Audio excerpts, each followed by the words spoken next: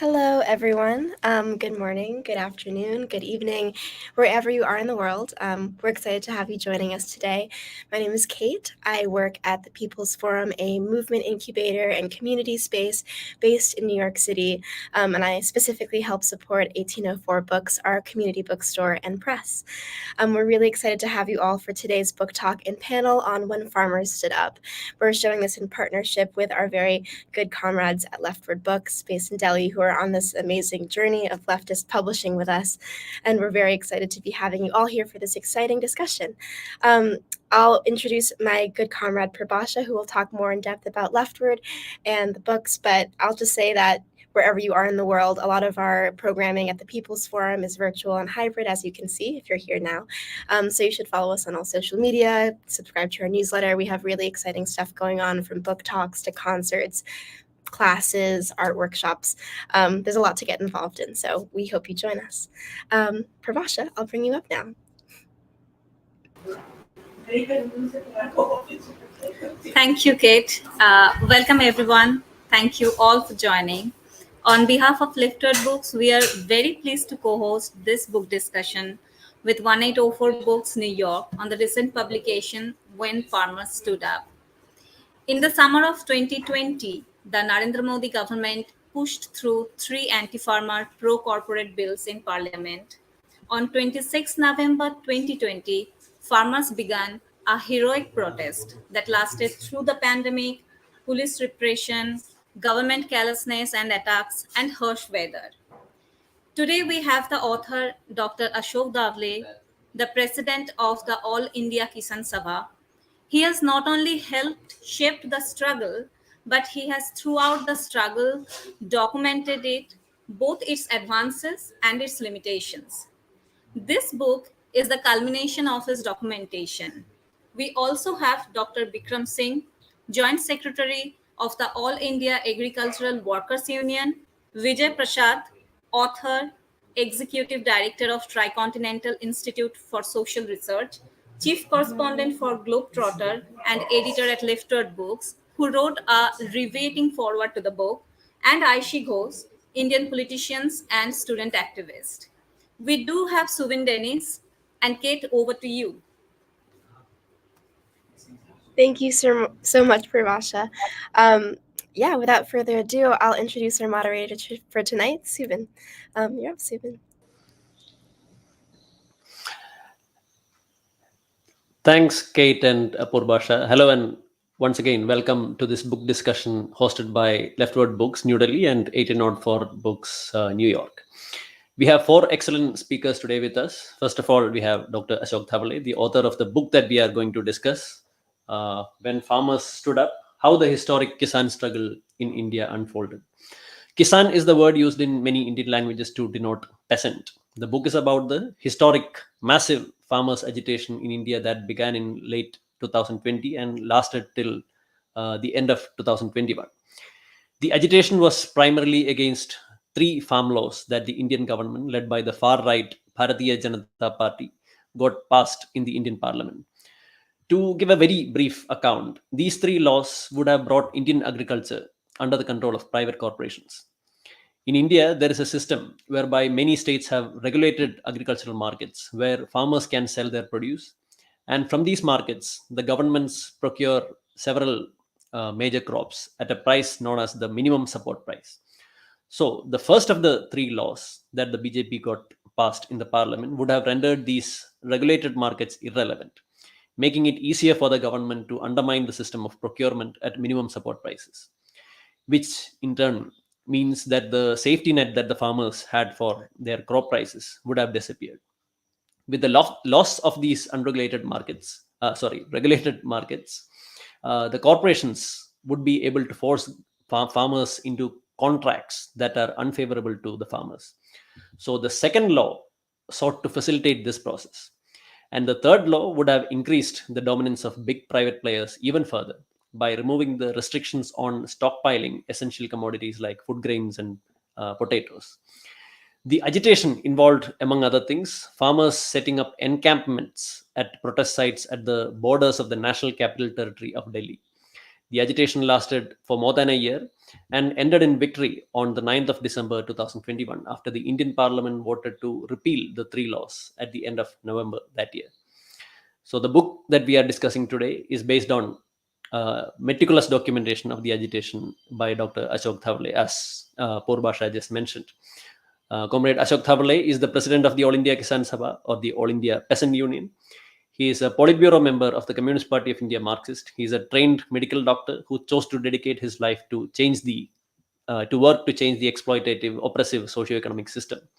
Comrade Dhawale was deeply involved in the farmers' agitation, and he was part of the five-member committee of the United Farmers Front, or the Samyukta Kisan Morcha, which negotiated the final agreement with the central government to conclude the agitation. Our second speaker, the other speakers have been already introduced.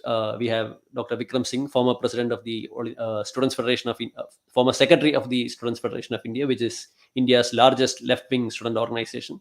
Now he is the joint secretary of the All India Agriculture Workers Union. Thirdly, we have Vijay Prashad, executive director of Tricontinental Institute for Social Research, author of a very large number of books, chief editor of Leftword Books, and author of a foreword to this book that we are discussing. And fourthly, we have Aishe Ghosh, former president of the Jawaharlal Nehru University Students Union. She is a member of the Delhi State Committee of the Students Federation of India. So we'll have a round of remarks first by the speakers themselves, starting with Comrade Ashok Dhawale, who would speak for 15 minutes, and all the others would have 10 minutes each. So without much ado, I would like to invite Dr. Ashok Dhawale to speak. Thank you very much, Subin.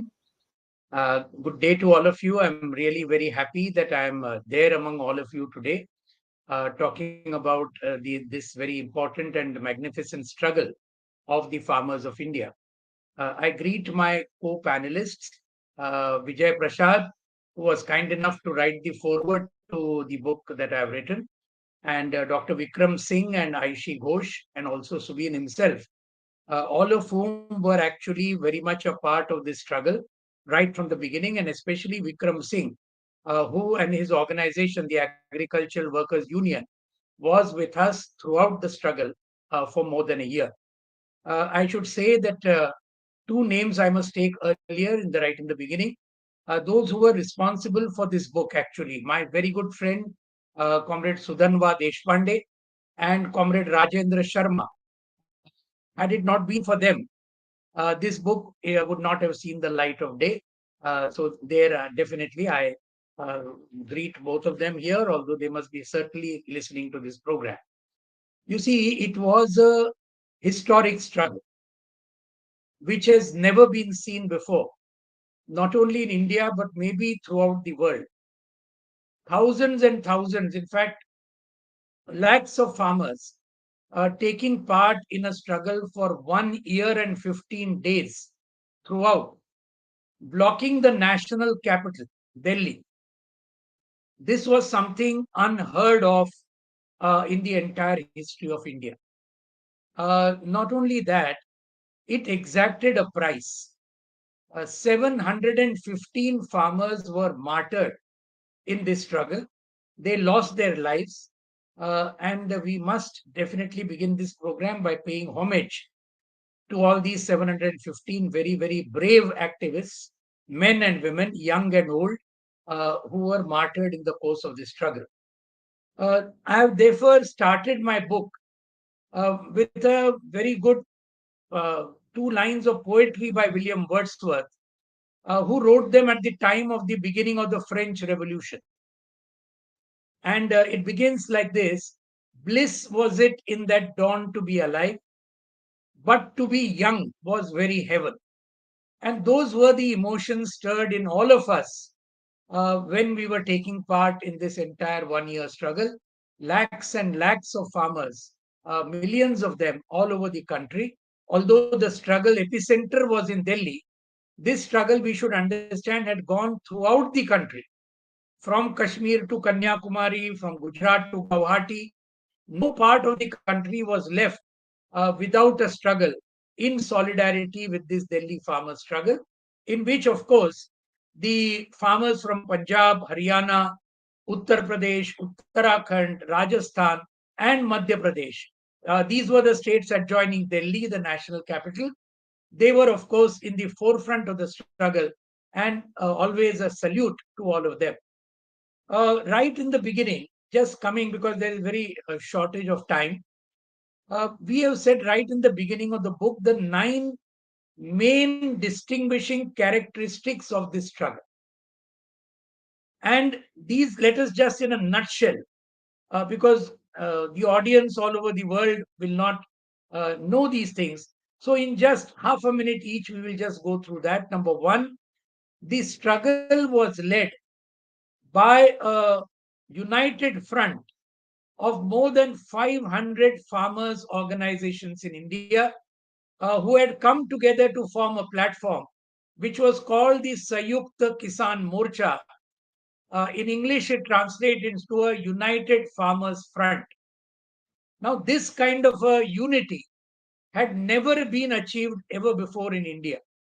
And that brought all sections of farmers, the peasantry, agricultural workers were very much there, poor farmers, middle farmers, sections of rich farmers, all of them came together in a classic united front against the BJP RSS Modi led central government. That was the first point. The second thing was all the trade unions, they gave support to the hilt to this very important farmer struggle. And every single action call given by the Sayukta Kisan Morcha, which incidentally had 3 Bharat Bandhs. That means the whole of India was shut down in support of the farmer struggle. There, the trade unions had a very, very major role. They were very much with us in the spirit of worker peasant unity. This also must be definitely recorded.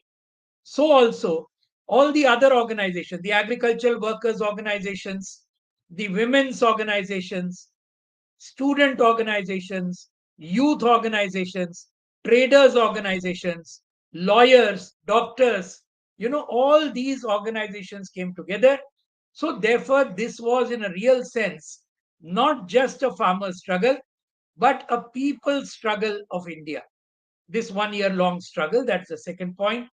Third, this struggle faced tremendous repression from the BJP government, not only at the center, but the state governments led by the BJP, Haryana, Uttar Pradesh, etc.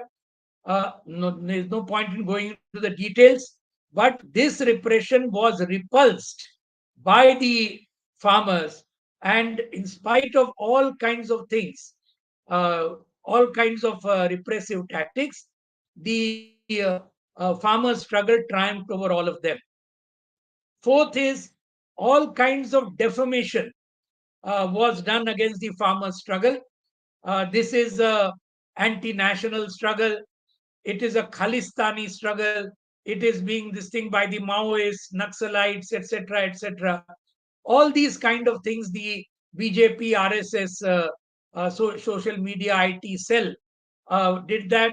Many sections of the press also parroted the same line. But in spite of that, this was also combated and repulsed. That's another very major thing. The fifth point is the struggle began during the COVID pandemic. I think this is something which should not at all be underestimated. In fact, the Modi government brought in the laws in June 2020 as ordinances, got them passed authoritarianly in Parliament in September 2020, exactly under the illusion that because of the COVID pandemic, there will be no struggle against them and we can get them adopted without any resistance. And that is exactly the point, that the farmers' struggle began during the COVID pandemic, continued for a year during the COVID pandemic, especially in the disastrous second wave from March to June 2021. And in spite of that, it triumphed over corona.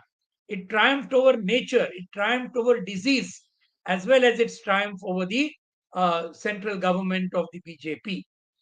The sixth very important point is that in spite of it continuing for over a year and millions of farmers taking part, it remained a completely peaceful and democratic struggle. Exactly following the tenet of Mahatma Gandhi, who is often referred to as the father of the nation. Uh, Truth and non-violence are as old as the hills. That was his quotation, Mahatma Gandhi's.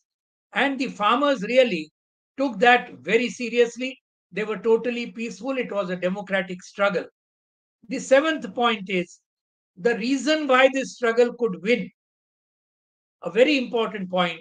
It was a completely secular struggle. Farmers from all religions, all castes, all communities, all languages, speaking all languages, women and men, young and old, all of them came together. And therefore, we had a classical site at the borders of Delhi where Sikh farmers from Punjab, Hindu, Muslim, Buddhist, Christian farmers from Haryana, UP, Rajasthan, Madhya Pradesh, etc. And then, of course, all over the country, from all religions and all castes, the farmers came together. And that was a very important reason why this farmers' struggle could not be crushed by the powers that be. The eighth point is this struggle began to have a very big political impact. During the struggle, the BJP was defeated very badly in three states in the country, in Kerala, in West Bengal, and in Tamil Nadu. Three major states. In Kerala, it was defeated by the left, and in Tamil Nadu by a alliance which of democratic and secular forces. In West Bengal by some other forces, etc. So therefore, and not only that, in many of the local body elections in Punjab, Uttar Pradesh, etc., and in the by-elections in Rajasthan, Haryana, Himachal Pradesh, during the course of the agitation, the people punished the BJP. The BJP was defeated. And this was one of the important political impacts, as a result of which, because of the coming elections in the India's most major state, Uttar Pradesh, the government had to take the call to repeal those laws out of fear of what would happen in the next round of state assembly elections. The ninth and the most important point, crucial point, is this, that this struggle directly attacked the nexus of corporate communalism in India. The Modi Shah BJP RSS government and the its very tight alliance with the domestic and foreign corporates, which was symbolized by Mukesh Ambani and Gautam Adani, the two richest men in India. They are now the second and fifth richest persons in the entire world as a result of these policies. And this struggle directly attacked corporate communalism, and that was a very important thing. It, in a way, attacked neoliberal policies themselves, and in a sense, because the laws were actually adopted under the pressure of imperialism, this struggle attacked imperialism also. This point also has to be noted.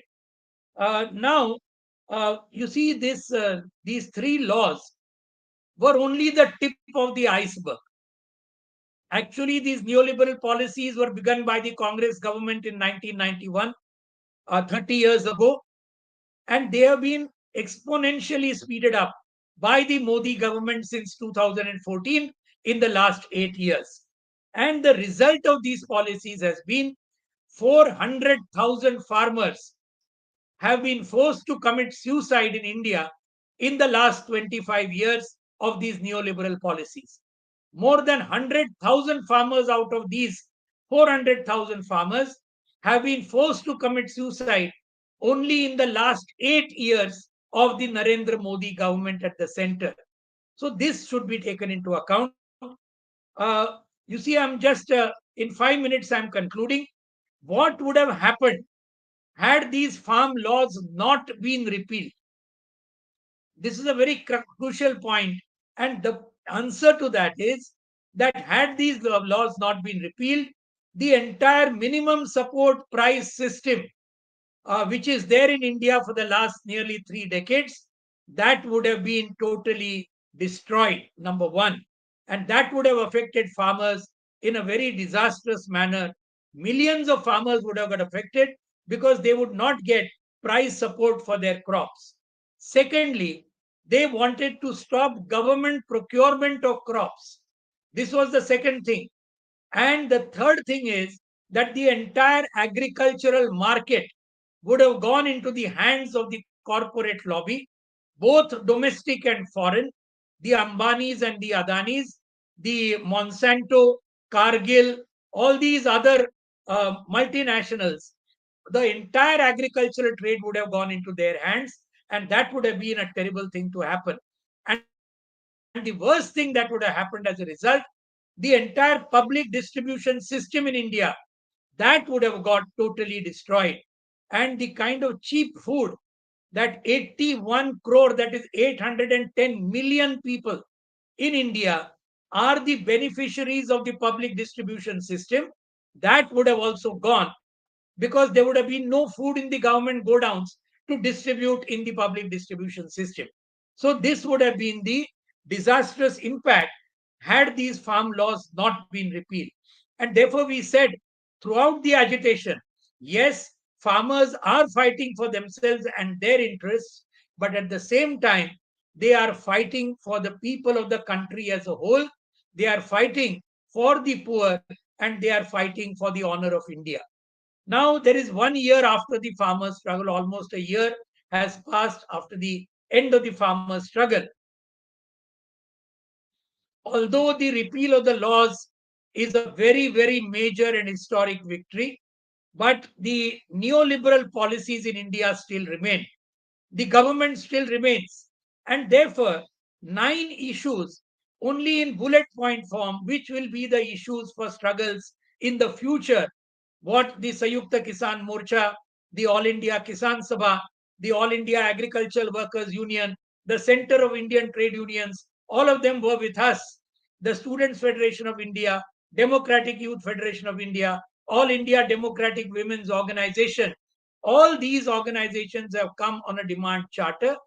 Just a few things connected to the farmers, workers, and agricultural workers struggle, I will just list out in bullet form.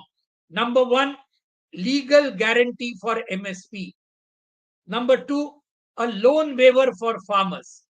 The government does not give a loan waiver for farmers, although 4 lakh farmers have committed suicide, but it gives 11 lakh crore rupees writing off loans of their crony corporates.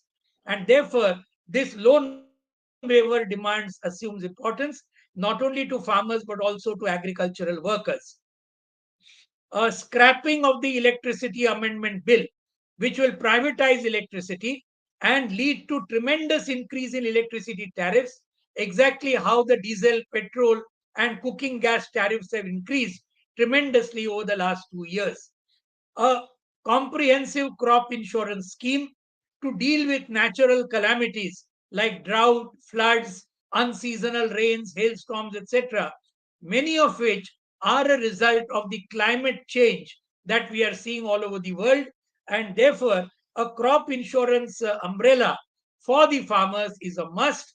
The current scheme of the Modi government is anti farmer and pro corporate. The fifth thing is pension for agricultural workers and poor farmers.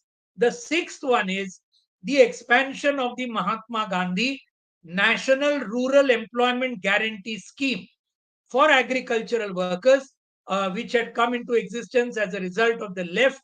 61 members of parliament were there at that time, and the government, Congress government, didn't have a majority of its own. And therefore, this Manarega Act, Forest Rights Act, to give land rights to the tribals of India was passed as a result of the left pressure at that time. We have also demanded a employment guarantee act on the similar lines to be started in the urban areas of India, where also unemployment is a very huge problem. Number 7, repeal of the labor codes, which are actually turning the working class into the slaves of the owners and the corporates, And this is one issue on which all the trade unions are fighting even now. The ninth is the repeal of the cancellation of the new education policy, which is throwing millions of students out of the whole crux of the education system. And the ninth and the most important point is stopping the selling of the country through privatization by the Modi government. This is something absolutely shameful. It has never been done to such an extent before. Every sector in the country, railways, airlines, airports, ports, coal mines, steel factories, everything is being finished. Education, health, banks, insurance, telecom, everything is being privatized, and the entire country is being put up for sale at a pittance to the corporates by this government. So these are the issues for the future, and these are the issues that we have resolved, all of us together, that we have to fight. The first direct thing is going to come on the 26th of November 2022, within 1 month, where the Sayukta Kisan Morcha has given a call that for all these demands, there will be huge demonstrations and rallies all over India on the 26th of November. The very last point that I would like to just focus on, while doing all this, we are very much aware that while taking up all these economic, social issues, of course, the land issue is also very important. Land redistribution, land reforms, land to the tiller, land to the landless, all these issues are extremely important. Along with that, one very important thrust, ideological and political, we'll have to give to our coming struggle, and that is the fight against communalism, the fight against casteism, the fight against authoritarianism. All these three are in the package that is being prepared by the Modi government. It's already been prepared, it's being implemented. We saw the results in the Uttar Pradesh assembly elections a few months after the farmers' struggle ended, because that political struggle was not conducted with the strength that it should have been. Again, the BJP came into power in UP, which it should never have done. So we are very much aware that this struggle against communalism, against casteism, against authoritarianism, and for defending secularism, democracy, and the Constitution of India is a very, very important point. And therefore, the book ends with that major task that we all have to perform. With these words, I thank all of you and take your leave. Thank you very much. Long live revolution. Thank you so much, comrade. Now I would like to invite Dr. Vikram Singh to speak. Thank you, Subin. Thank you, Left-Hand and People's Forum, for giving me this opportunity to interact with the people, to share screen with Vijay and Ashok, and of course, Aishe. It's a big opportunity for me. Uh, Dr. Ashok spoke at depth on the peasant movement, and his book is not only a record of the incidents and record of the farmers movement. For people like us who were part of this movement, reading all the chapters, reading each page of this book is like living those 365 days, that 1 year. Each chapter reminds us of that life, how we fought, our pains of police brutality, to face natural calamity of high heat and extreme cold, and of course our joy of our comradeship, and that and again this victory of first phase of this struggle. It's a wonderful book and very important and timely book, which will give ideas which will teach generations to coming generation how to build movement. Why I'm saying this? Because people like me from my generation has not seen this kind of struggle.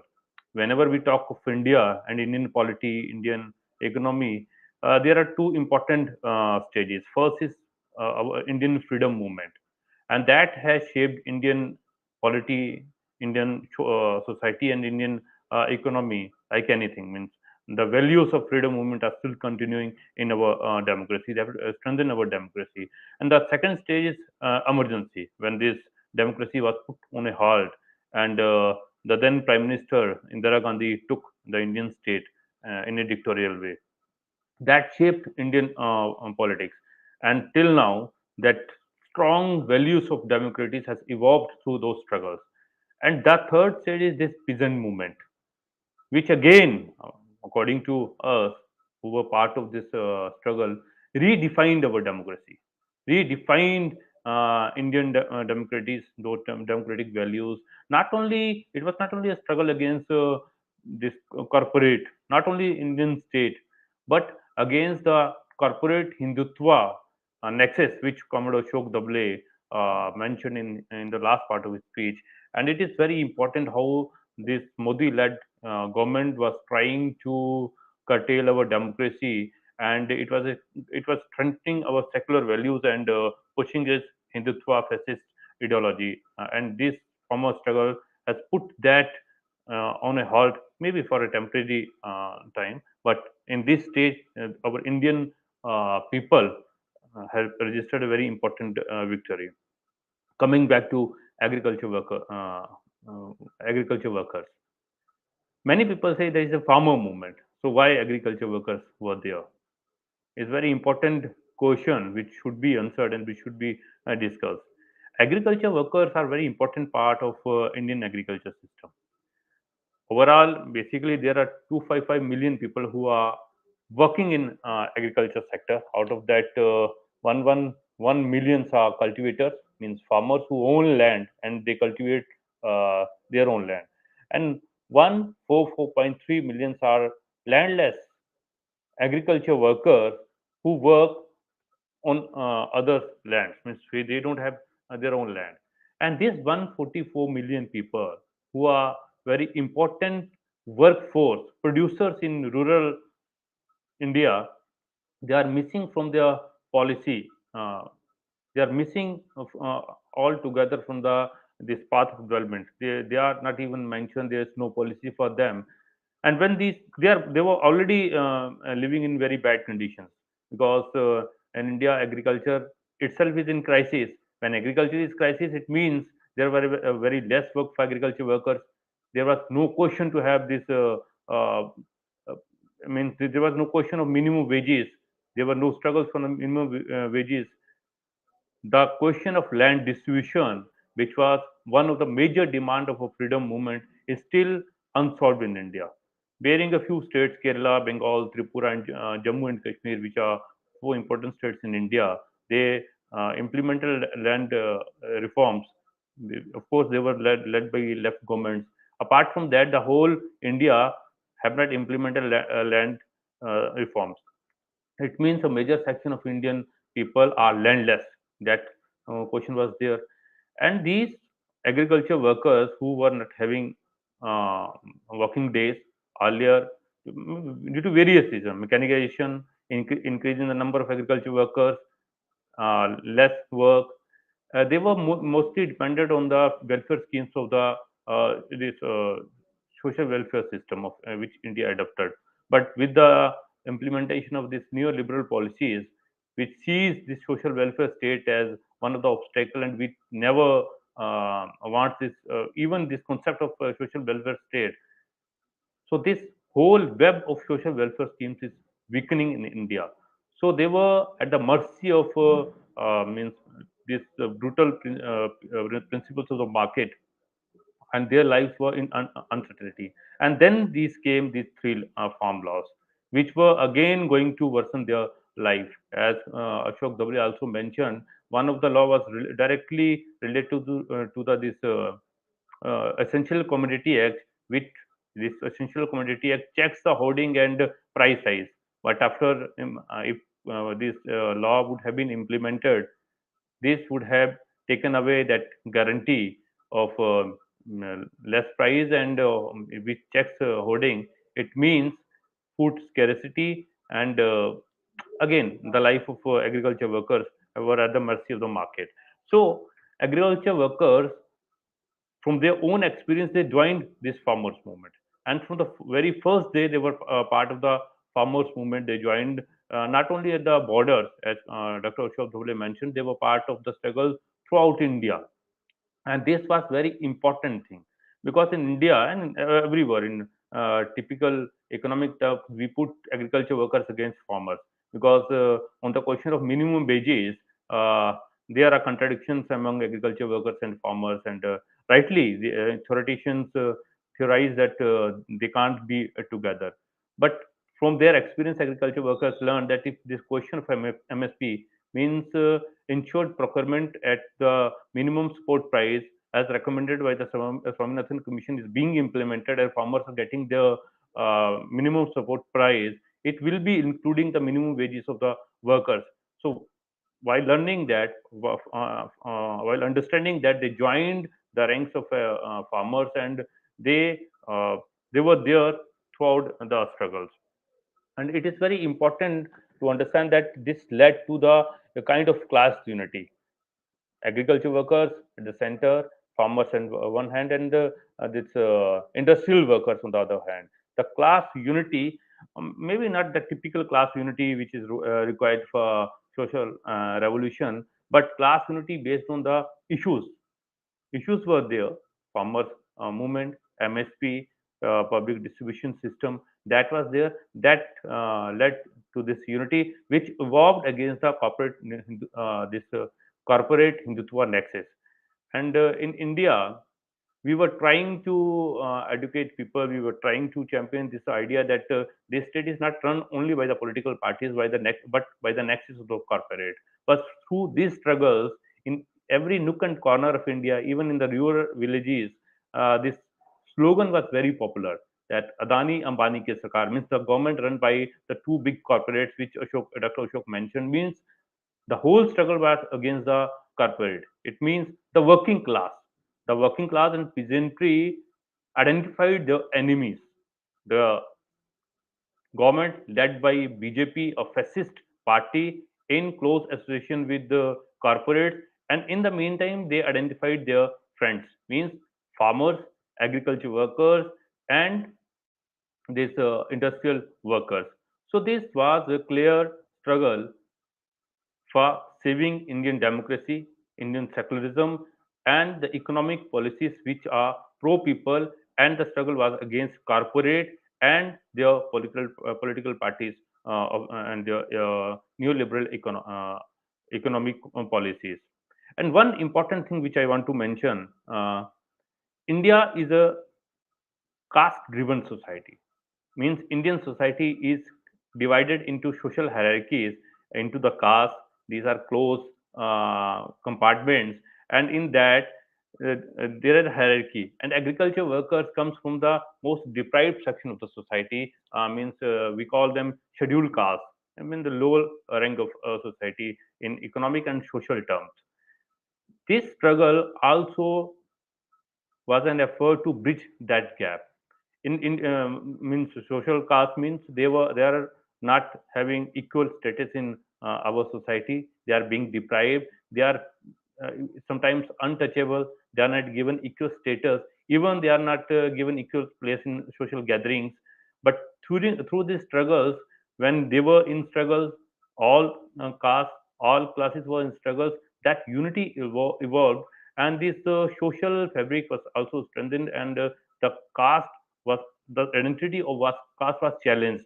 The identity of caste, the identity of religion was challenged, and the identity of farmers and workers were evolved against this identity of division.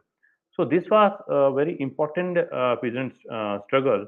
It was not only peasant struggle, and we championed this slogan of peasant workers unity throughout India. And now, whenever there is some struggle, even peasants are giving call, workers are responding. Workers are giving calls, peasants are responding, and we see that this unity will lead to will further lead to a political struggle, which will be a major and important step to have a political change in our society. And for that, we have to do very conscious efforts to politicize the whole our rank and files. And this peasant movement will be this historical peasant movement will be inspiring generations to come. And agriculture workers don't have any choice. They have to be part of this struggle. They have to lead this struggle, and because the struggle is the only path which is left for them. Otherwise, this government, which is led by BJP, which is divisive, which is communal, and of course they are implementing these neoliberal policies. They are not for poor people. They are not for agriculture workers and peasantry. They are for corporates, and we have identified that, and we are going to have a decisive struggle against this government. With these words, I thank all. Thank you.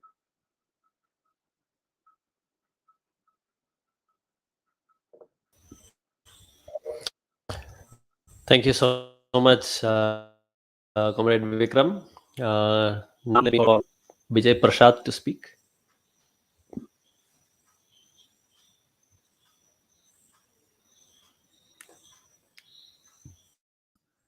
Hello, and it's nice to be here. It's nice to be here with my great comrade Ashok Dhawale and also with my comrade Vikram Singh.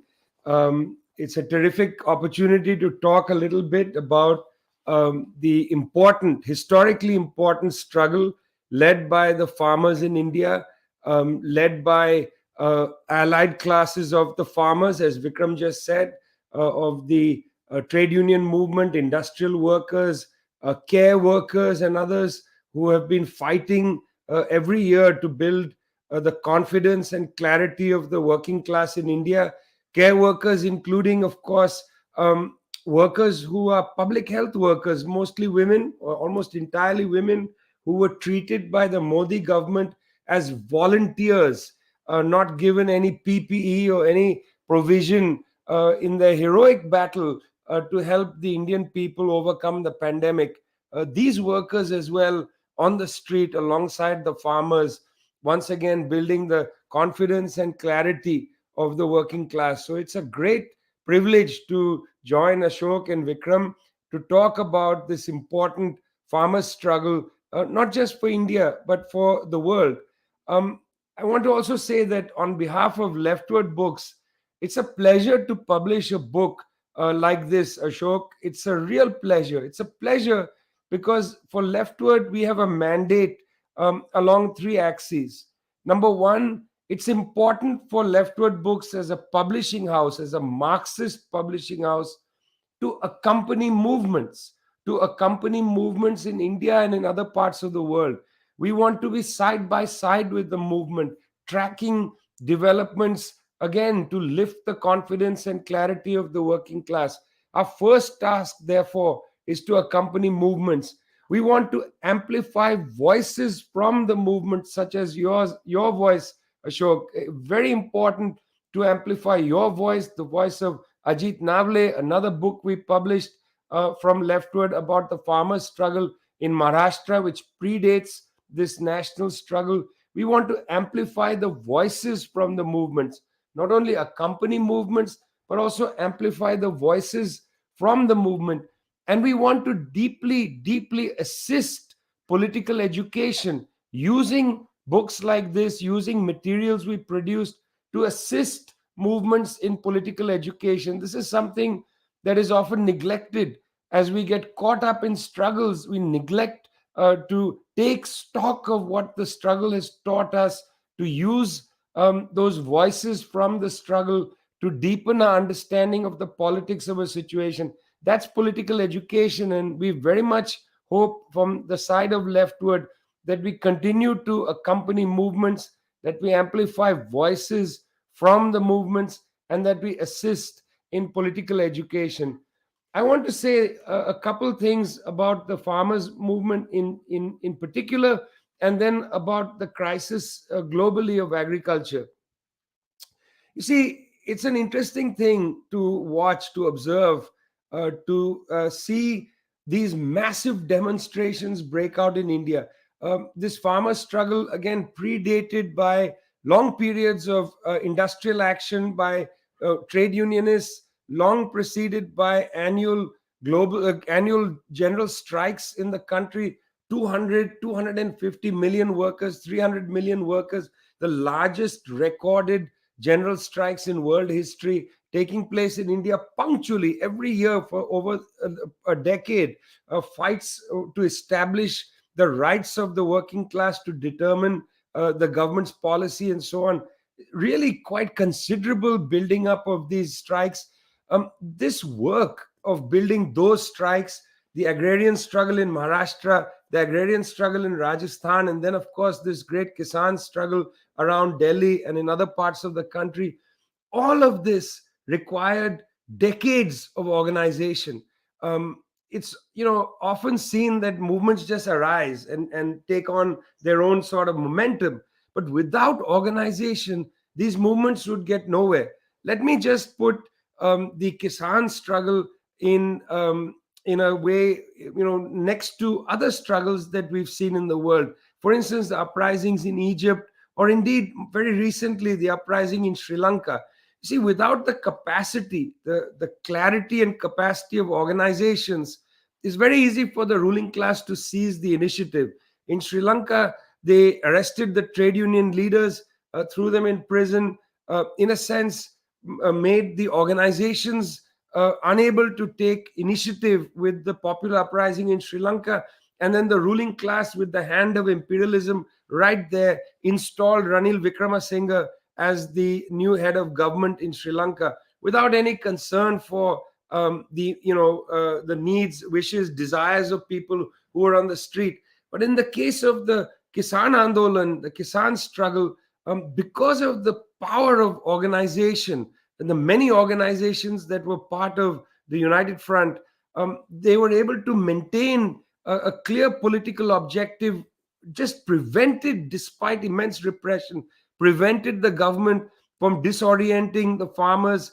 Despite the disinformation campaign carried out by the government, they were able to maintain their program of action, and indeed, therefore, held fast and decisively defeated the Indian government. This is the power of organization. That is an immense lesson for people to understand. It's not enough to simply say, wow, what did the Indian farmers do? It's not just the Indian farmers as a disaggregated mass that decided to rise. It was the power of the organization of the All India Kisan Sabha and the allied organizations that form part of the United Front. It's a very key thing. I hope very much in our political education we'll reflect on that, on the importance, the absolute importance of organization. Now, you see, what's happened in India, it's not just an Indian story. What the Indian farmers were doing is opening a front line for the global struggle of agriculturalists. If you look at the situation in global agriculture, it's quite stunning. I went back and took a look at some FAO reports. That's the Food and Agriculture Organization of the UN. Striking information, and I'm going to come to a little bit of that in a second. First thing to say, at a time of high food prices, high fertilizer prices, people are gripped by the situation from the standpoint of the consumer.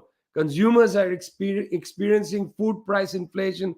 Consumers are experiencing the rise of fuel prices. And because of fertilizer prices going up, it's going to be the case that food prices will continue, even though there has been some softening of the precipitous rise of food prices. They're still 8% higher now in global aggregate than they were last year.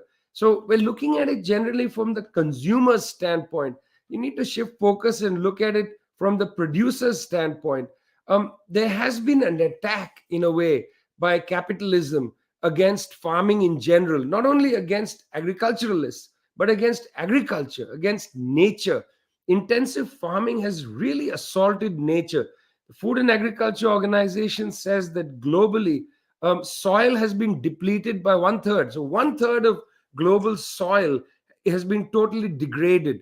We're just abusing nature in the way in which we deal with the needs that humans have. This abuse of nature, of course, comes across in the global environmental crisis and in the climate crisis.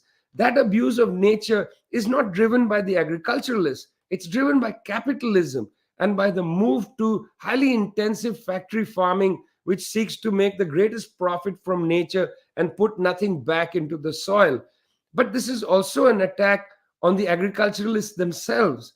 I was actually quite surprised to read recently. There's a new head of the UN's, it's called the International Fund for Agricultural Development. The new head, Alvaro Lario. I want to read out something he said in an interview recently. Mr. Lario heads the UN's Agricultural Investment Agency, and this is what he said. This is what the head of a UN agency is saying. Okay, he's not a Marxist Leninist. What we are seeing is that they are currently, he's talking about farmers. What we are seeing is farmers are currently not even able to actually produce their own food. Many of them have to sell their assets because they don't have enough to feed themselves. Because they don't have enough to feed themselves.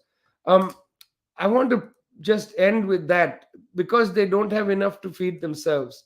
For the farmers, the Indian farmers, this was an existential struggle. As Ashok and Vikram pointed out, for 15 or so years after the entry of liberalization, there was a mass suicide phenomena in India. Hundreds of thousands of Indian farmers committed suicide. They decided that the attack, the capitalist attack on agriculture and on agriculturalists, was too much to bear. Once the farmers' struggle took off in Maharashtra, in Rajasthan, and then nationally, people converted this existential despair into existential hope. What the farmers' movement has shown people is there's another way, and that way is the socialist struggle. And the only way to stop this assault on agriculture and on agriculturalists is for us to adopt a socialist system. There is no solution within capitalism. There is no solution out of capitalism without organization. That's the way the farmers did it. That's the lesson of the Indian farmers movement. Thanks a lot.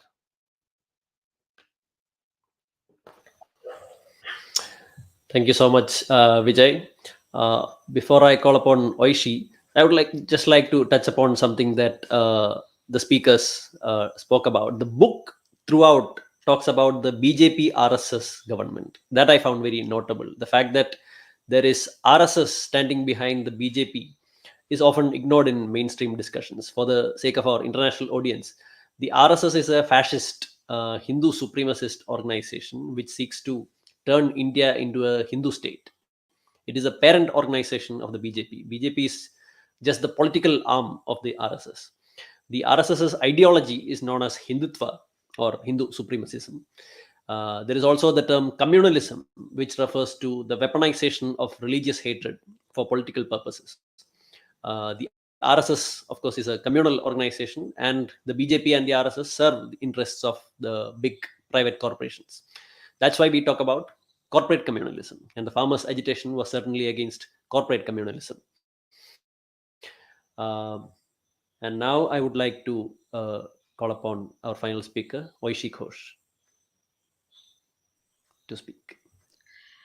I hope I'm audible. And first of all, it's really great to be here in the panel, and salute while I was going through the book.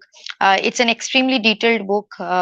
Obviously, the movement for 1 year, as clearly pointed out by Comrade Dhawale in the book, it's a very in a very short format. Obviously, the days that the farmers for more than 365 days that the farmers have gone through, the struggles that they have gone through, the martyrdom that they have given, is very short, that we can ever discuss. The way things have unrolled and happened in the country. I was we all, as student community, we were part of it.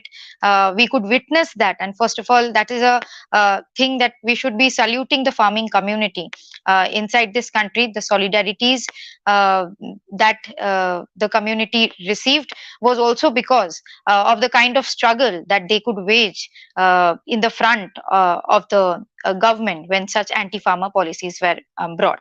But first of all, one thing that in the book has been mentioned, and that clearly needs to be pointed out continuously, is the way that the farming community could clearly point out the corporate nexus, because we have seen movements happening in the past several years. Once the BJP RSS is in the forefront in the government, in the government institutions, like continuously bringing in anti-people policies in the past several years, we have been seeing people are countering the BJP, as Comrade Subin rightly pointed out, that how RSS many of the times doesn't come into the discussion, but this corporate nexus, which has been vehemently brought in by the RSS and the BJP into the fold of the Indian political system, in the lives and the economic policies. If we see the growing neoliberal policies, the corporate nexus into these things clearly were first time pointed out in a movement of that of the farmers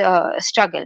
And that was very important because as student community, there were a lot of questions that exactly Comrade Vikram was pointing out, that why did agricultural workers felt it necessary to be part of the movement. Similar questions came upon the student community, that why was student and youth so much interested, why did the student community think it was very, very important to lend their solidarity, to extend their solidarity, and not only solidarity, to extend in whatever presence, their physical presence into this farmers movement. Now, first of all, the student community as a whole in the Indian context was seeing through several movements in the past few years. The farmers movements that have been happening in the last several years also was not very new. The farmers have been protesting under the banner of the All India Kisan Sabha and several other United Farmers Organization for the last few years, even before the farmers bills, anti-farmer bills came. We saw in 2017-18 during those period a long march happening in Maharashtra, and exactly when the long march happened, we remember back in Delhi, that time in 2018, we remember 17-18, a historic long march was done by the students, remembering the historic long march of the farmers. Why? To remember that the struggles of the farmers, students did a march to the parliament to talk about saving public education back then. Again, we saw in 2018, in the month of September, on 5th of September, if I correctly remember the date, that All India march talking about the farmers' issues, the rising suicides among the farming community, and guarantee of MSP, and also were done, where farmers across the country, cut across several community, came and marched, and they stayed across in Delhi in several gurdwaras. That was when the students also came up with slogans like Nation for Farmers, Student for Farmers, student community standing for the farmers, and they could relate with the issues that the farmers were talking about. And extended solidarity, the students extended solidarity by staying on those gurudwaras, ensuring that if farmers can feed us throughout years, throughout our lifetime, why not students would volunteer and ensure that some solidarity is given even those times. We remember students writing that these are not even part of solidarities that we are even giving, but whatever little we could do from our parts, but because as student community today we are surviving, if we are having food at our plates, we thank what the farming community has been doing. There has been an innate solidarity that we have seen across the years. But 2019 was very important, an important historic time. Why I am saying that the student community was facing a direct attack by the BJP and the RSS through its neoliberal policies, through its policies in the education system. 2019 saw a new draft of new education policy coming into the Indian education system, which exactly talked about how corporate nexus can be brought into the public education system. And it exactly started bringing in policies such as fee hike, started bringing in stopping unionization in student institutions, educational institutions, and curtailing the rights of student community, students' representation in educational spaces. We saw across in 2019 that students across the central universities, in public universities, educational institutions started speaking up against this government, which was voted second time, against the BJP and the RSS, which was voted second time with a huge mandate back in 2019, that people voted for them for the second time, and they suddenly brought for a draft which exactly talked about giving away public education to private nexus, to talk about several privatization policies.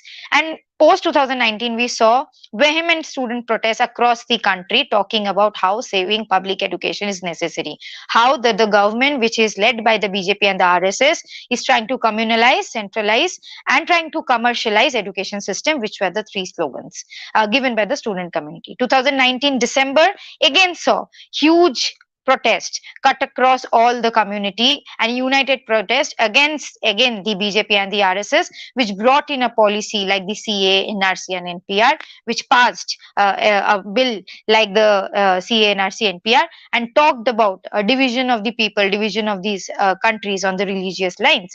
Now, not going into the details of that, but we saw huge protests, citizens march, citizens protest happening unitedly, talking inside this country about how a divisive politics has been used on an everyday basis to ruin the spaces, the secular, democratic, and progressive ethos of this country, where every day on basis the constitutional rights of the people were taken away.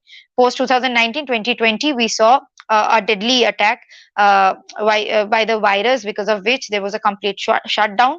But again, at that time, during the time of pandemic, we also saw that the workers suffering. The workers had to go through long marches. They didn't get any support from the government at the same time. And at the same time, we were seeing they were walking cut across several states to reach back at their homes with no jobs left, with no financial help and support. Many of the lactating mothers dying on the streets, many of the women who were about to give birth to children dying on the streets, many of the workers, farmers suffering because of no institutional help, government help. Now, in all these things, what was common? The suffering of the citizens, the suffering of these people. And what could students relate to? That whether it was the farmers, whether it was the workers, what was very important was their children, the farmers' children, the students who are coming to our universities, the students which are going to several other higher education institutions, or even educational sector, were very much part of these communities, the farming communities, the workers community, the agriculture workers community, and all this. And when the students responded to this farmer struggle, was with this idea that if slogans like no farmer no food, these came from the student community, exactly saying that if there is no farmer there inside this country, there will be no food there. Then one more slogan which is quite popular in the slogans that came up was "Kaun banaya Hindustan, Bharat ke Mazdoor Kisan," which means that who made India? It is the Mazdoor Kisan, which is the workers and the farmers of this country who have laid the foundation of this country, which means directly that the working class population are the people who are the actual builders, who have actually built this country. So putting slogans like this vehemently started off like with a sense of solidarity, and also what the student community related through the campaign lines among the student community was very well that today, if the farmers who are the bread, who are the people because of which we are able to access bread every day, which because of which we are able to get meal every day, if they are today struggling, then tomorrow it can be any of us. We have already seen that the struggles that the student community, the working community from the several years that has been going under the BJP and the RSS, and exactly this was very important for the student community, because they had already seen that what can be the attack which can lead to. We saw the attacks that happened in central universities like JNU, Jamia, when the brutal attack by this BJP and the RSS was unfolded on the student community. They were called anti-nationals because they started to speak up. We exactly saw the same kind and vehement more protest, vehement more attack on the farming community. The barbed wires, we can't forget the kind of like the kind of social media trials that went against the farmers.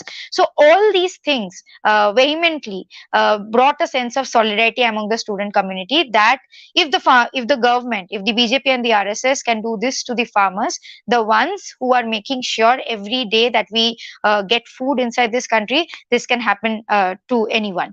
In one of the chapters that Comrade Dhawale has mentioned about the youth, the women's participation in the protest, and as correctly pointed out, the role of the women, the role of the women have been quite important in this struggle. Generally, as Comrade Dhawale also mentioned, that generally women have not been historically seen as farmers, though many of the labor, many of the workforce have been the women in the field. If we see, women have contributed, but it has generally not seen.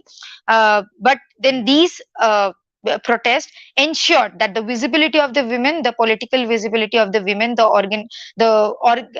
organizing power, the labor that the women put in, not only in the areas across Delhi, the national capital of the country where the protests were happening, but also in several parts of the country where protests were happening. The other part where we saw student and youth and women coming in huge numbers are these protests happening across states. We saw protests happening in Bengal, we saw protests happening in Maharashtra, in Gujarat, and several other places. When the Sanयुkt Kisan Morcha was giving calls of Chakka Jam, they were giving calls on Bharat Bandh. During this whole 1 year period, there were solidarities given by student organizations like the SFI and several other student organizations, the Students' Union across countries, Progressive Students' Union, saying that it is our historic responsibility as student community that tomorrow if the farmers inside this country don't survive, then we as student, none of us will be able to access the affordable way we are able to get food at this moment in our educational spaces. Our messes are running and every other thing is because of the way food chains are available at this moment inside this country. And if this has a corporate nexus in the coming days, then the food that we are getting is going to face inflation. And we have been continuously seeing in the past few years that how the basic necessary items that the common citizens are having access to has been facing huge price hike. And exactly if this happens to food prices, if the minimum guarantee price if not are not being received by the farmers, the kind of corporate nexus that the government is trying to push among the farming commodities, if this happens, then it is going to be a huge attack not only on the farming community but also across the citizens. One more important thing that the farming community could talk about, which could relate to all of the people and also the student and youth, is the symbolization of our freedom fighters, martyrs like Comrade Bhagat Singh, which was very and extremely important. The point why I was started with that the corporate nexus was very vehemently pointed out. It was the first movement which could point out categorically the attack that the Reliance and the Adanis and Ambanis are going to have on this country's economy. We also saw the revival of martyrs like Comrade Bhagat Singh being the picture, being the symbol of these struggles. Comrade Bhagat Singh, who exactly several years ago fought against the Britishers, wrote exactly that the student and youth have a historic responsibility to shape how the policies will be. And if the student and youth, along with studying, their historic responsibility also is to speak about policies which are going to shape their future. So exactly that resonated with the student community. The other thing which happened very importantly is also, as Bhagat Singh mentioned then, that only fighting against the Britishers was not going to be sufficient to fight against imperial tendencies, to fight against colonial mentality. What was also important, to fight against any of this kind of temperament which still lies inside this country. We exactly saw that with the BJP and the RSS, the advent of the BJP and the RSS and a government led by the BJP and the RSS, we are newly seeing a neo kind of imperial tendencies inside this country, colonial tendencies in the country, which are being hijacked by corporate sectors, by like the Adani and Ambani, who are trying to exactly replicate the kind of things that the Britishers at that moment tried to do. And so it was very historic that these movements could actually resonate with what the freedom struggle's importance was, why it was important to speak about the farmers and the workers, why it is important for the student and youth of this generation to stand together inside this historic movement. Exactly, the student community in their ways went into these parts of Delhi in whatever ways, in the borders of in Rajasthan, in UP, parts in Delhi where these farmers protests were happening. They went and volunteered the student community across, and not only from Delhi, but across the country. Students gave call to reach out to Delhi to especially come and visit these places, extend their solidarity, stay with the farmers, try to document ways, and try to reach out to the other people, other communities through their social medias, through their formats of parcha poster, that what the farmers are facing is very crucial. And as student community, the kind of education that we received, it is our responsibility that today, if we receive education, it is our responsibility that we ensure that in whatever format we can link this struggle, historic struggle, with that of the other people who are not able to maybe witness this struggle. And this book, once more saying, has cut across all these important historic moments that the farmer struggle witnessed in the 1 year of the historic farmer struggle. But it is very important again to say that what the farming community went through in the 1 year and more than 1 year. Uh, I don't think so. Only this experience of this book is sufficient. Comrade Dhawale or all the people, Comrade Vikram, and all the farming community will have enough to add. And exactly, it has been a huge inspiration, this farmer struggle, for the student community in a way, to end it short. That when the farmer struggle became successful, it not only gave a boost, a positive boost to the farmer community as a whole, but till now, when we are organizing struggles in the student community, we remember post pandemic, when it was very difficult to reopen our universities, when it was very difficult to fight against this government, to tell this government that why scholarships during the pandemic period is important, and many other things. The farmers movement has now become a role model, has become an living movement for a lot of the other communities. And we draw references as a student community that if the farmers could, cut across and bring together every community of not only them, but also could reach out to people, that why it is very important to fight against the corporate communal nexus, why it is very important to fight against the divisive politics of the RSS and the BJP, and to safeguard the rights of the farmers. This has become a model for the student community in the coming days to fight any battle that they are going to face in the education system. And the important part that Comrade Dhawale said, that the peaceful and democratic way that how the historic Kisan movement happened is extremely important for all the communities in the coming generations to witness. Once a lot of us who witness that, and all the generations coming to also read from this book and several other accounts, that how a movement which continued for more than a year was peacefully, democratically led by the farming community, and which sets an example to the basic ethos of this country. Because on one side, we are seeing the RSS and BJP, which is using tools, communal tools, using tools like rioting and all, hatred, communal hatred, and other forms of hatred to bring division inside this country. At the same time, we saw the farmers showed us that how a movement can be led peacefully and also be won inside this country, and nothing is impossible. That's it. Thank you, comrades. Thank you, Aishi. We are past the 1 hour mark. So perhaps we could have one question each to all speakers except Comrade Dhawale. Perhaps he could take two questions. But I think Comrade Vikram has to leave very soon. He has to catch a train, I believe. So perhaps I could ask him the first question. After all, when we talk about unity between peasants and agricultural workers, there are still many issues on which their interests differ. So that's why your organization tries to organize agriculture workers separately, right? So as a result of this farmers agitation, is there more space now for organizations like the All India Agricultural Workers Union? Of course, Subin. When I was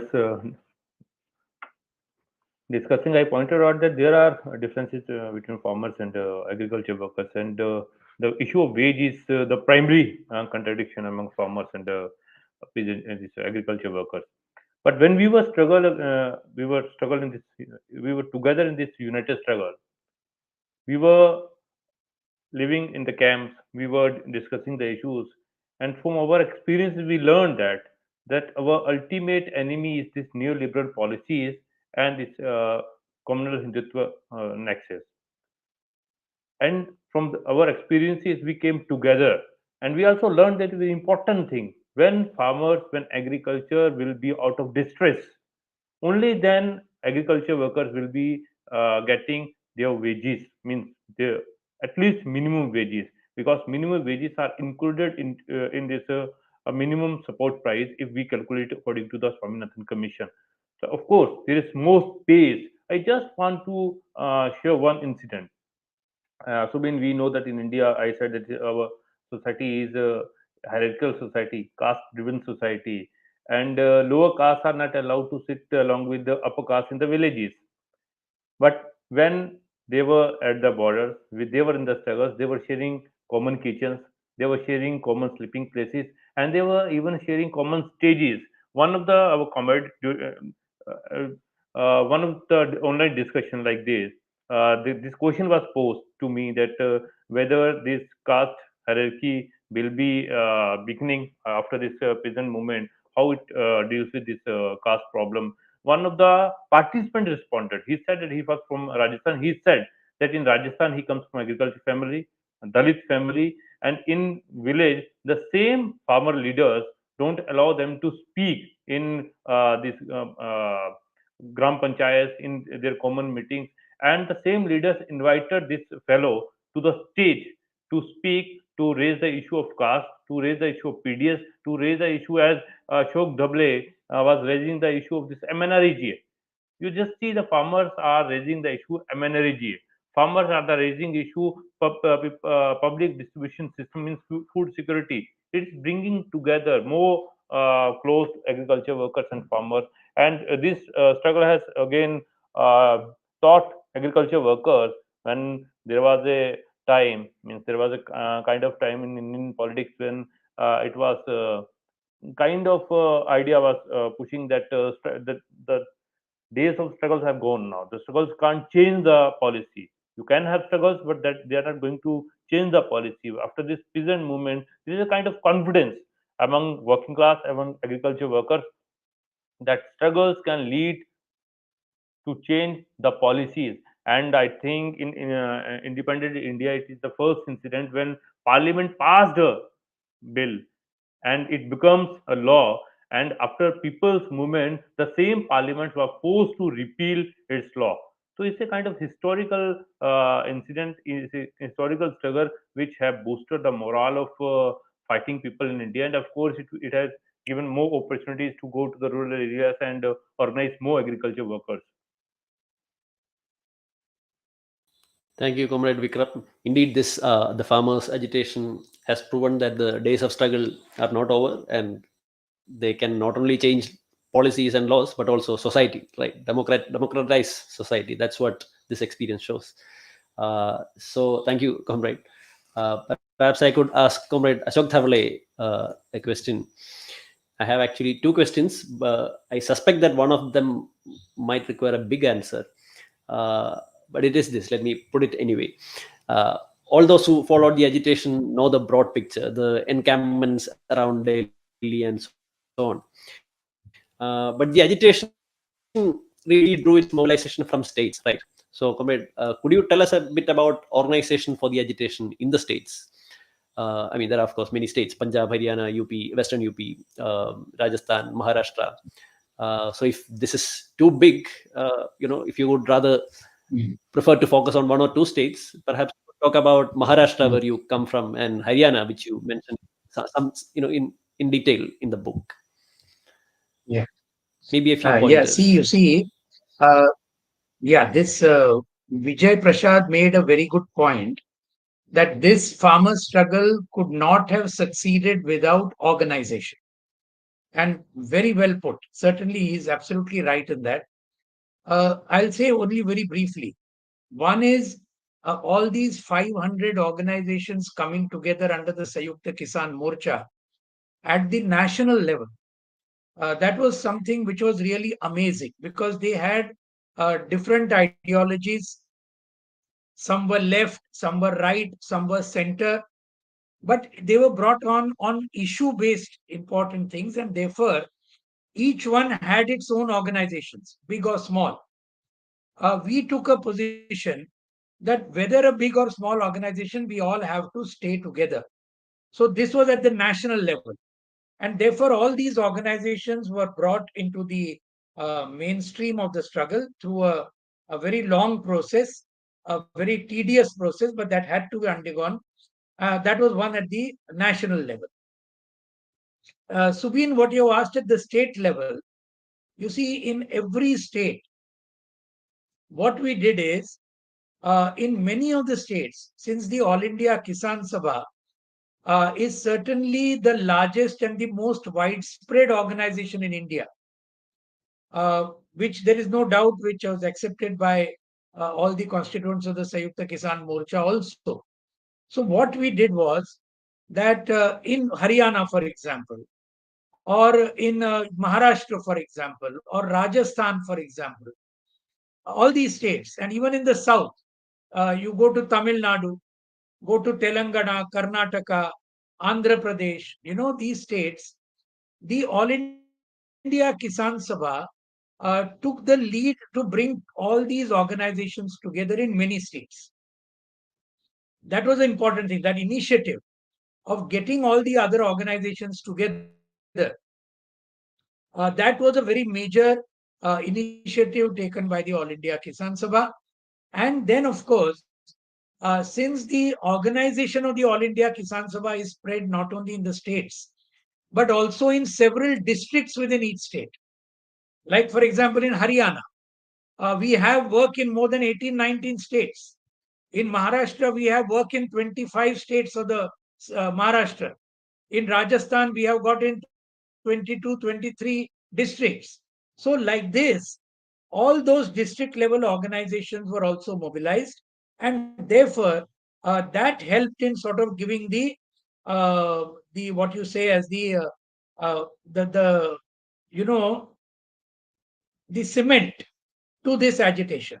So that was one very important thing that happened. Of course, I'm not talking about our strongest units like Kerala, like West Bengal, like Tripura. They did a magnificent job in their states. They had all the organizations together. But I'll just give you an example of Kerala. Kerala, more than 1,000 farmers, they came to the Delhi border. 3,000 kilometers they came in buses. That was something fantastic. Like that, similarly, farmers came from Maharashtra, they came from West Bengal, they came from Tamil Nadu, workers came from Tamil Nadu also. So, all these are the aspects of the organization, which really was the cement that really strengthened this organization of the struggle in a very big way in all the things. Coming to the details, nitty gritty, it'll take a lot of time. So I think I will better avoid that. But this was very important. In every single state, all the other organizations also did wherever they have spheres of influence. It's not my case that only the All India Kisan Sabha did it. For example, the BKU Ugraha in Punjab, which is the largest farmers organization in Punjab. They have a huge organization in Punjab. The BKU Tikait organization in UP. They have a big organization in Uttar Pradesh. So they also put in their best foot forward. And as a result of this entire, all the organizations coming together, that really gave a tremendous sort of a compound interest kind of thing to the whole farmer struggle in India. And that is why it actually succeeded. Thank you. Thank you so much, comrade. Uh, Vijay, you talked about the international context of the farmers' agitation, but could you talk about the international support for the agitation? From various countries. In fact, there is actually a question from the comments, which says a substantial diaspora from India exists in the United States. What was their participation in the struggle? You are muted. Firstly, I think that we should come to terms with the fact that internationalism really has suffered a big blow in the recent period. By which I mean, I don't just mean statements of solidarity and so on, but I mean material support, channels for international solidarity of this kind is relatively depleted. I want to put on the table that the Modi government has been quite aggressively going after organizations that receive, any kind of assistance from overseas.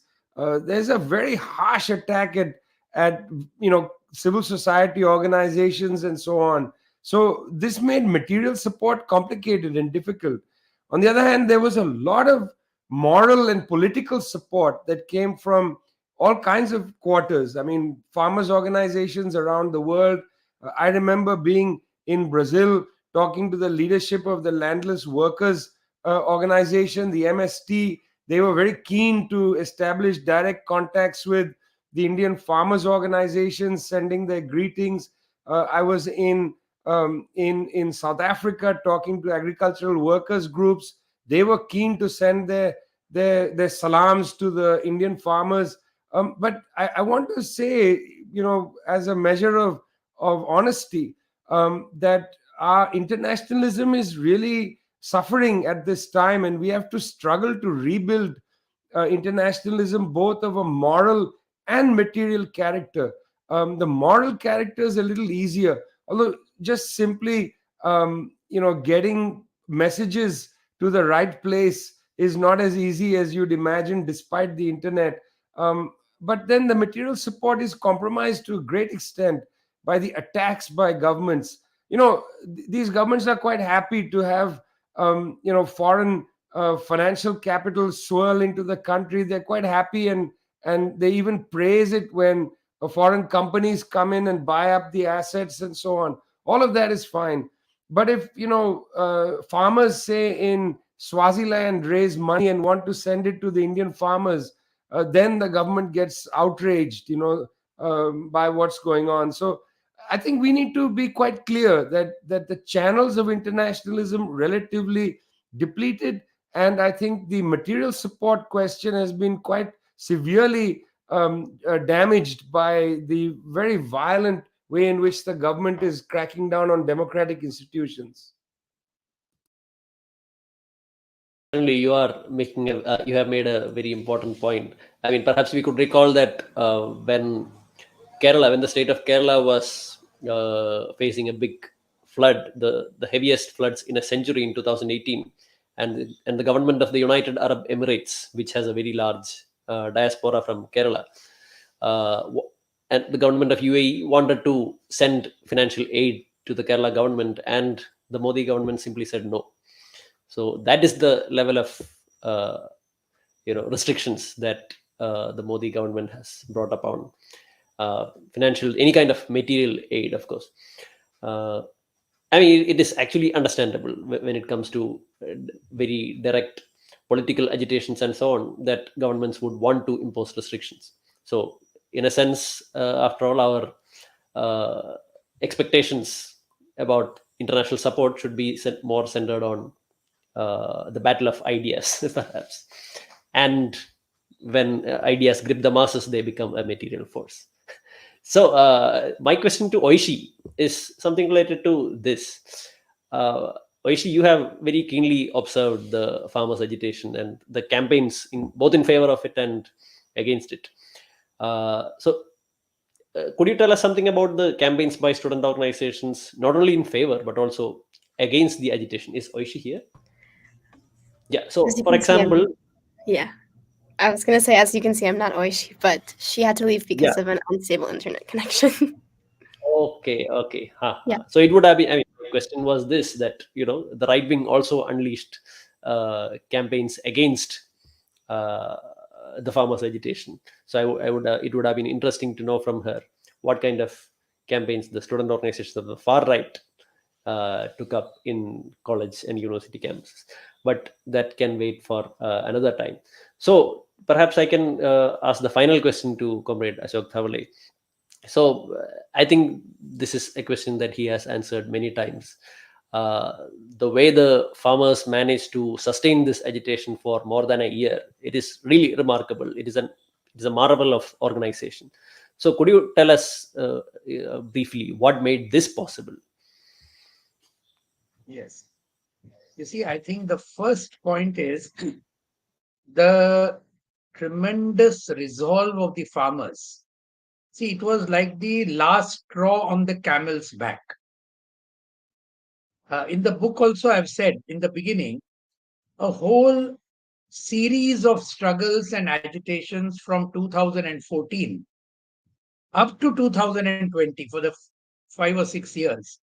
Very briefly, I have annotated all of them. There were continuous assaults on the farmers by the Modi government of the BJP RSS. One by one, the resistance was building up. And that contributed, like several streams joining a river, like river joining an ocean. This stream of resistance, in fact, it became a torrent of resistance when the three farm laws were enacted.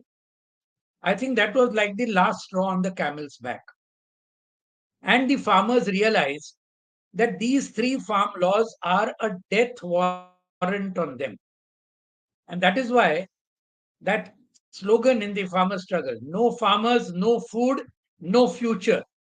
That was a very popular this thing. All the borders, you saw that. No farmers, no food, no future.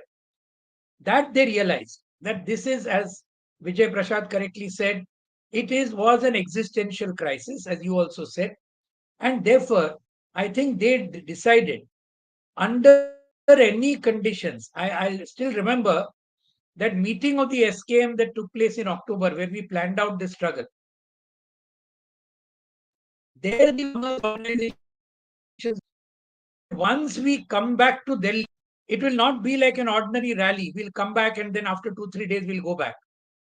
We will come back not just to fight, but we will come back to win. And therefore, however many months it takes, we are going to stay put here at the borders of Delhi until these three farm laws are repealed. So that was the resolve of the farmers as a whole in Punjab, in Haryana, Uttar Pradesh, Rajasthan, Madhya Pradesh, as I told you. So therefore, and then all the organizations also made superhuman efforts to mobilize farmers and increase their political consciousness to that level. Because otherwise, a 1 year long struggle is unheard of. We have seen 1 week, we have seen, say, maybe 2 weeks, 1 month at the most. But such a huge struggle without actually the farmers believing in their hearts and their minds and really resolving to fight against this tremendous injustice. And all the organizations, actually making every effort to put in their whole organizational strength behind such a struggle. Without that, this 1 year long struggle would never have succeeded. And therefore, I forgot to mention, for example, the weather conditions in Delhi. Apart from all other things, tremendous heat, massive rain, and the cold in Delhi. I said everybody is aware what it means, less than 0 degrees temperature. But that did not deter the farmers. They still slogged through all of it. I think that was a tremendous test of human endurance. And basically, it was two factors. The tremendous resolve of the farmers. They realized that had they not fought and had they not won, they would have really died as a result of the pro-corporate thing. And then, of course, all the organizations putting their best foot forward in the organizational sphere to see to it that the farmers remained over there. Those who went back were replaced. It's not that all of them remained for the whole year. They went back. Naturally, housework is there, field work is there, but they were replaced by farmers from that district, from that state. So that is how the whole thing continued for 1 year and 15 days. But it was a fantastic experience. It was a great experience, and really, all of us are really very, very happy and proud that we could live through that and we could contribute whatever little we could, all of us together, to this struggle. That will always remain a part of our collective memory as long as all of us live. Thank you. Thank you so much, comrade. To know more about, thank you so much for all the all your remarks here at this book discussion. And to the viewers, to know about all of these and in much more detail, do read the book by Comrade Ashok Dhawale, which we discussed today, When Farmers Stood Up, How the Historic Kisan Struggle in India Unfolded. As Aishe pointed out earlier, the farmers' agitation will serve as an inspiration to all sections of working people and all democratic sections who are struggling to advance their rights. And the book and the remarks of our speakers today show that there are many more struggles that we'll look forward to. And it is these struggles that will take our country and humanity forward. Thank you so much to all the speakers. Now I'll hand it over to Kate and Poorbasha.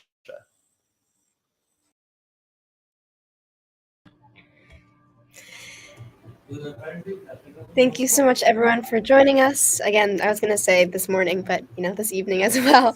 It's amazing to hear about these struggles, these shows of solidarity between workers, students, excuse me, farmers, especially for our context in the U.S. Because we're always trying to build that what am I looking for? Transsectoral solidarity, the worker solidarity that we're all looking for in order to build revolution. Prabhasha, any last words? Thank you, Subin, for moderating this wonderful discussion. And that's really a learning discussion. And thank you, panelists, for this evocative and insightful conversation. And thank you to all our viewers. You got the time and join us. For those who would like to read the book, this one, so you can order it online from the Liftword's website. It's www.liftword.com. We are so happy that you could join us. Thank you all again. We will see you soon. Bye.